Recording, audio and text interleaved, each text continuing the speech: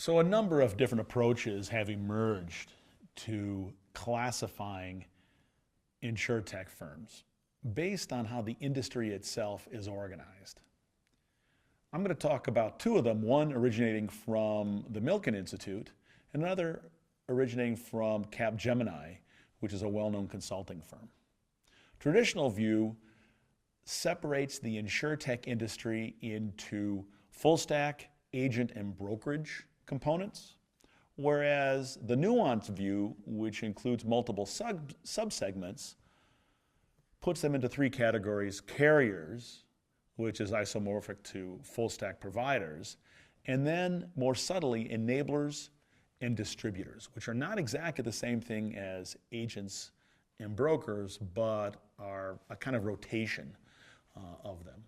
The latter model allows a significantly greater level of subtlety.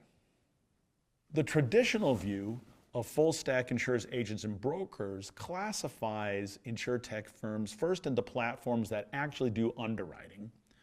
In other words, they make the risk-taking decision and then assume the risk, or perhaps could sell it off to, or in the case of an insurance company, to a reinsurer, but in most cases manages from beginning to end the insurance prospect gathering function, the underwriting, the risk taking, then the policy maintenance and claims process.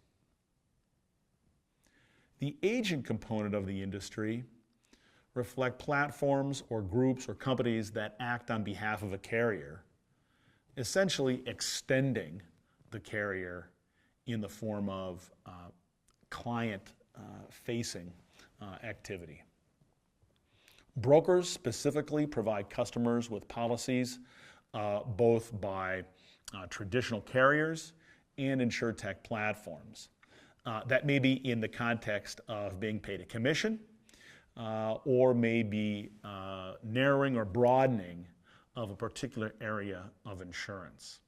Those brokerage platforms could be, for example, online InsurTech approaches to bringing traditional carriers to a conversation or to a customer decision-making point, or could include both traditional and InsurTech providers, or could be only focused on technologically enabled InsurTech platforms, allowing or providing various sorting algorithms to provide customization or product or cost competition or comparisons to clients. It's a simple classification. It asks whether a given firm is a full insurance company, if it is, full stop, if it is partnered with a given or multiple insurance companies, if it's an agent, stop, or if it's more than one, then it's a broker. Again, a more nuanced view categorizes elements of the insurance chain by where they stand relative to distribution, as full carriers, distributors, or enablers, which can interact with full carriers and distributors at various points. Full carriers, as in the Milken model, could be digital. However, they could also be P2P or microinsurers, where segmenting the market is inherent in the definition and the business model of the company. Segmentation can also be with respect to customization of the product, providing on-demand insurance services as opposed to constant insurance services. Distributors could be online or open architecture marketplaces. They could be highly customized with respect to customer demand and characteristics. They could be digital brokers themselves, or they could be B2B. Finally, enablers could integrate into full carrier or distributor activities in the way they augment or improve or address front office solutions, management of policies or claims, or help the full carriers or distributors do their jobs better by way of augmenting or harnessing the value of data or specifics of technologies, drones, for example, as we mentioned earlier. In other words, they are either augmentative or disruptive with respect to the current distribution value chain or a distribution value chain itself. It's really three dimensions if you think about it. When looking at the three InsurTech platform types disaggregated by product offering, Milken found a significant amount of dispersion. For example, in the auto, health, or life areas, the brokerage part of the Fintech platform space was more popular, at least is more prevalent in the world today. However, when we look at personal liability, business insurance, services related to financial planning and retirement, endowment, retirement, and pension, we don't see the brokerage model being as prevalent. Full stack, of course, simply by the numbers, you might not expect to be as prevalent because of its large scale. However, it is important to notice that except for the financial planning area, Milken found that the full stack platform providers were indeed everywhere. By way of prevalence again, in the traditional areas, auto, health, and life, along with home and rental insurance, title insurance, and so on, the brokerage model, the client-facing model, is where much of the industry has been focusing, at least if you look at the number of product offerings.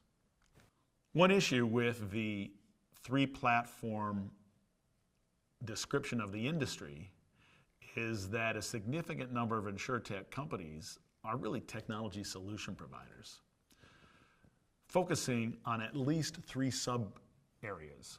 First, human resources and benefit solutions. Second, data solutions. And third, infrastructure solutions. Those HR-focused subsegments effectively focus on applying technology to help firms manage human capital more efficiently and cost-effectively. Those focusing on data solutions are providing specialization in collections and aggregating vast data in order to support insurance or reinsurance carriers and others to underwrite risk or evaluate risk.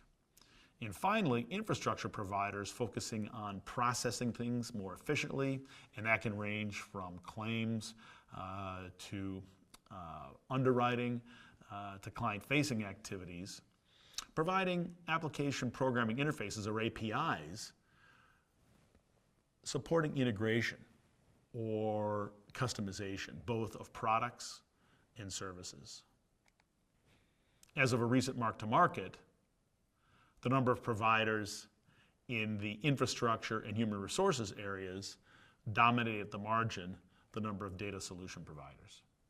Now, InsurTech has induced a rapid expansion of the type of full carriers that exist.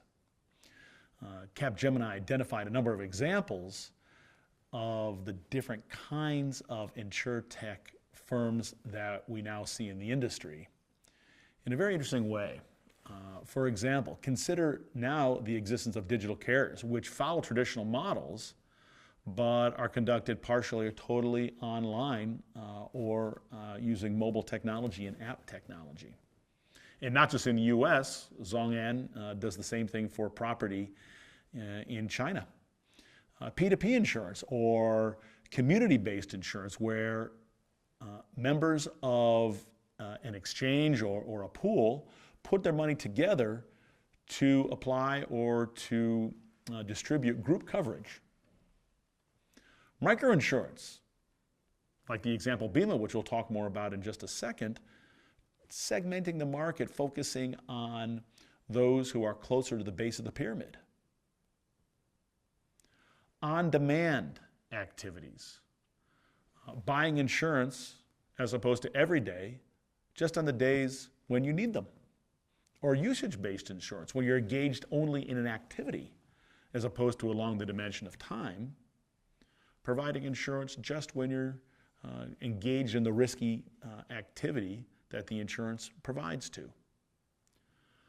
All of these examples are made possible by the application of technology in one way or the other, either through mobilization, the existence of web-based solutions, or based on data that can be analyzed in real time that are finely disaggregated. Very challenging to do without the application of InsurTech technology. Many are familiar with the distribution methodology of a marketplace online. Essentially a site that allows individuals or those who are signing up or using the services to compare policies, products, pricing across potential providers. It's more of something that you sign up for. It's a pull technology. A push technology, or personal financial assistant technology, allows customers in a highly customized format to manage policies, to receive recommendations on coverage, on plans, on characteristics, so that in a one-stop setting, the customer can optimize their coverage and change it if the need arises. Digital brokers allow direct comparisons and in some cases purchasing of policies. And then distributors typically focused on commercial arenas allow very technical comparisons for businesses that have different needs.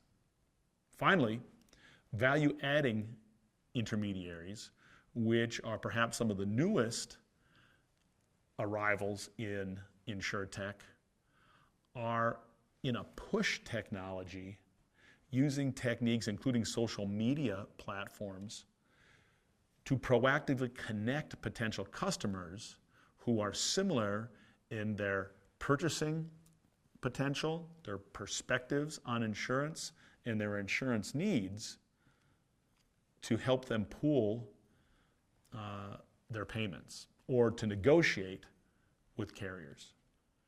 Enablers address the entire value chain from traditional carrier activity through new arrival InsurTech carriers, either helping improve processes and solutions in the front office, in policy and plan management, in claims management, in connecting data, external as well as internal data for carriers, or applying external technology like drones and digital picture capture and integrity verification.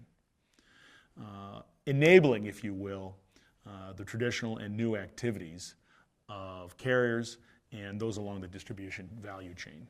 So as you can see, wherever we look in the distribution chain, whether it's for full stack carriers, distributors, or enablers, InsurTech is rapidly infiltrating, supporting, expanding, ultimately for the betterment of the industry as well as the policy owner and the consumer, the customer experience. It's no surprise then that we see how rapidly the value of the industry is expanding, and that's what we'll talk about next.